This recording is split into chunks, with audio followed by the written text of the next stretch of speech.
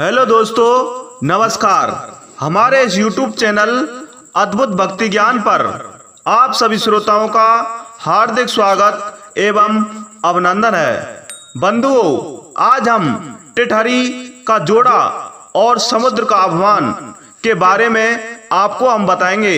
इससे पहले आप हमारे चैनल पर नए हैं तो कृपया हमारे चैनल को सब्सक्राइब कर लें और उसके पास एक छोटा सा बेल आइकन बटन होगा, उसको भी प्रेस कर लें, जिससे हमारी आने वाली वीडियो का नोटिफिकेशन सबसे पहले आप लोगों तक पहुंच सके। तो चलते हैं सीधे अपनी वीडियोज पर।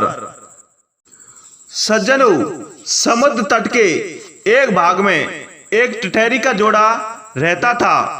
अंडे देने से पहले टिटहरी ने अपने पति को किसी सुरक्षित प्रदेश की खोज करने के लिए कहा।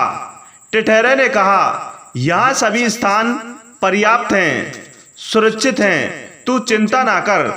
टिटहरी बोली, समुद्र में जब ज्वार आता है तो उसकी लहरें मत वाले हाथी को भी खींच ले जा सकती हैं, इसलिए हमें इन लहरों से दूर कोई स्थान देख लेना चाहिए। टिटहरा बोला, समुद्र इतना दुस्साही नहीं है कि वह मेरी संतान को हानि पहुंचाए।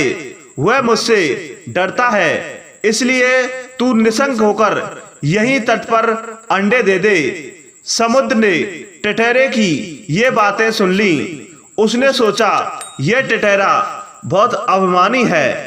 आकाश की ओर टांगे करके भी यह इसलिए सोता है कि इन टांगों पर गिरते हुए आकाश को थाम लेगा। इसके अभिमान का भंग होना चाहिए। यह सोचकर उसने ज्वार आने पर टिटहरी के अंडों को लहरों में बहा दिया।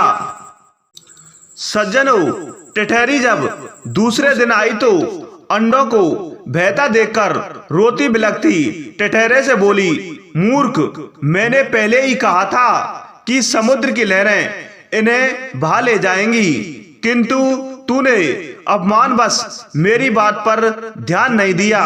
अपने प्रियजनों के कथन पर भी जो कान नहीं देता उसकी दुर्गति होती है। इसके अतिरिक्त बुद्धिमानों में भी वही बुद्धिमान सफल होते हैं जो बिना आई विपत्ति का पहले से ही उपाय सोचते हैं और जिनकी बुद्धि तत्काल अपनी रक्षा का उपाय सोच लेती हैं। जो होगा देखा जाएगा कहने वाले शीघ्र ही नष्ट हो जाते हैं। यह बात सुनकर टिटहरे ने टिटहरी से कहा, मैं यज्ञविष जैसा मूर्ख और निष्कर्म नहीं हूं। मेरी बुद्धि का चमत्कार देखती जा। मैं अभी अपनी चोंच से पानी बाहर निकाल कर समुद्र को सुखा देता हूं। टिटहरी बोली, समुद्र के साथ तेरा बैर तुझे शोभा नहीं देता है। इस पर क्रोध करने से क्या लाभ? अपनी शक्ति देखकर हमें किसी से बैर करना चाहिए, नहीं तो आग में जलने वाले पतंगे जैसी गति होती है। बंधुओं, टिटहरा फिर अपनी चोंचों से समुद्र को सुखा डालने की डींगे मारता रहा। जब टिटहरी ने फिर उसे मना करते हुए कहा कि जिस समुद्र को गंगा यमुना जैसी सैकड़ों नदियां निरंतर पानी से भर रही हैं, उसे तू अपने बूंद भर उठाने वाली चोंचों से कैसे खाली कर देगा? टिटहरा जब भी अपने हट पर तुला रहा। जब टिटहरी ने कहा, यदि तूने समुद्र को सुखाने का हट ही कर लिया है तो अन्य पक्षियों को भी सलाह लेकर काम कर। कई बार छोटे छोटे प्राणी मिलकर अपने से बहुत बड़े जीव को भी हरा देते हैं, जैसे चिड़िया, कठफोड़े और मेंढक ने मिलकर हाथी को मार दिया था। टिटहरा बोला, अच्छी बात है, मैं भी दूसरे पक्षियों की सहायता से समुद्र को सुखाने का प्रयत्न करूंगा। सज्जनों, यह कहकर उसने बगुले, सारस, मोर आदि अनेक पक्षियों को बुलाकर अपनी दुख कथा सुनाई। उन्होंने कहा, हम तो असक्त हैं, किंतु हमारा मित्र गरुड़ अवश्य इस संबंध में हमारी सहायता कर सकता है।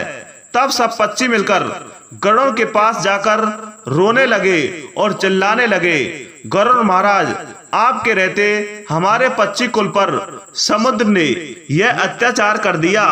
हम इसका बदला लेना चाहते हैं। आज उसने टिटैरी के अंडे नष्ट किए हैं, कल वह दूसरे पक्षियों के अंडे को बहा ले जाएगा। इस अत्याचार की रोकथाम होनी चाहिए, अन्यथा संपूर्ण पक्षी कुल नष्ट हो जाएगा। बंधुओं, गरुड़ ने पक्षियों का रोना सुनकर उनकी सहायता करने का निश्चय किया। उसी समय उसके पास भगवान विष्णु का दूत आया। उस दूत द्वारा भगवान विष्णु ने उसे सवारी के लिए बुलाया था। गरुड़ ने दूत से क्रोधपूर्वक कहा कि वह विष्णु भगवान को कह दे कि वह दूसरी सवारी का प्रबंध कर ले। दूत ने गरुड़ के क्रोध का कारण पूछा तो गरुड़ ने समुद्र के अत्याचार की कथा सुनाई। सज्जनों, दूत के मुख से गरुड़ के क्रोध की कहानी सुनकर भगवान विष्णु स्वयं गरुड़ के घर गए। वहां पहुंचने पर गरुड़ ने प्रणाम पूर्वक विनम्र शब्दों में कहा, भगवान, आपके आश्रय का अपमान करके समुद्र ने मेरे साथी पक्षियों के अंडों का अपहरण कर लिया है। इस तरह मुझे भी अपमानित किया है। मैं समुद्र से इस अपमान का बदला लेना चाहता हूँ। भगवान विष्णु बोले, गरुड़, तुम्हारा क्रोध युक्ति युक्त है। समुद्र को ऐसा काम नहीं करना चाहिए था।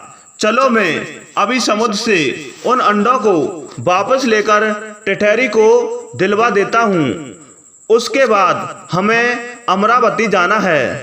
तब भगवान ने अपने धनुष पर अग्नि बाण को चढ़ाकर समुद्र से कहा, दुष्ट, अभी उन सब अंडों को वापस दे दे, नहीं तो तुझे क्षण भर में सुखा दूंगा। भगवान विष्णु के भय से समुद्र ने उसी क्षण अंडों को वापस दे दिया। अगर श्रोताओं, हमारी ये वीडियो आपको पसंद आई हो तो कृपया हमारे चैनल को सब्सक्राइब करें और पास वाले बेल आइकन को प्रेस करें। इससे हमारी आने वाली वीडियो का नोटिफिकेशन सबसे पहले आप लोगों तक पहुंच सके। तो श्रोताओं, इससे हमें यही शिक्षा मिलती है कि अपमान का सिर सदा नीचा होता है। इसी के साथ जय हिंद, जय भारत।